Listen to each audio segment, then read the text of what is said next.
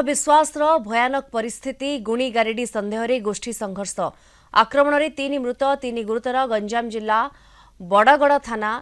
खारीपल्ली गाँव में गोष्ठी संघर्ष गुणी गारेडी संदेह रे बापा और पुओं सहित अन्य जन को हाणी हत्या करा जायछि। मृत बापा पुओ हेले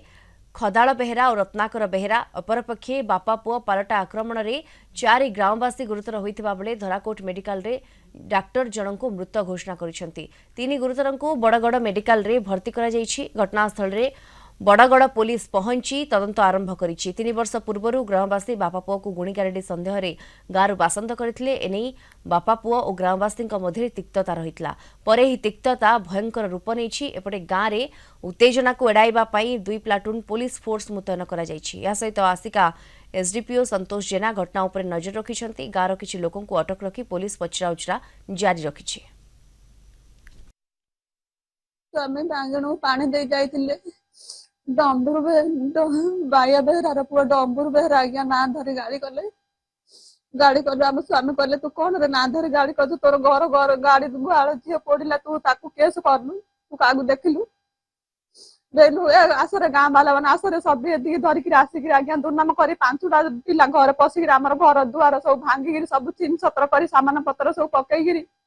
आम पिला बाड़े मत बाड़े मो स्वामी मो जीवन भय आज्ञा गोड़ी देले बारियाड़े तुम जहर बेली वर्ष तले एमती करथिले फटो आनिक बुलेले तापर मत बाड़ेल गुरु बोपा पुओ 4 जन से माने बाहरी रहिले आमକୁ नेले विष खुआइले 20टा गोले पियाई बेली 2 लाख टंका पकईले जे ए गुणी कार्य अछि बेली कि ता गुणी कार्य विषय रे हानि छथि। गुणिया कथा तो 3 वर्ष होला से बंद अछि। एमाने जो गाँ छाड़ी पलैथिले गुणिया बाबद 4-6 मास रहिले से प्रशासन आनिक छाड़ला से ऑर्डर रे आमको कहउछन जे आमको एसटीओ छाड़ची मोर किए किछि करि परिबो नाही। आके ग्राम रे अत्याचार कले गाँव घर द्वार निया मारले पिला जगिक बाड़ेले से ये दुर्घटना है। मु सब गाधे आसला सब तांके रत्नाकर बेहरा आई समस्त हाणी पकेला मु छड़िया गलु देखो आज्ञा मत भी हांदी मोर हाथ भी हांदी मु छड़िया भितर आउ थे आइले रमेश बेहरा भी हांदेला जोगुरु तांके दे आम हांदेलु। अधिक सूचना सीधासलख आम सहित जोड़ी होती सोरडारू आम रिपोर्टर संजीव पट्टनायक जोड़ी होती। संजीव पूरा घटनाक्रम कौन रही? देखते चिंता गत काली राति बड़गड़ थाना खारीपल्ली गाँव में एक अभावन घटना घटी जोटा कि गुणी गारेडी को लेकिन आज जुगर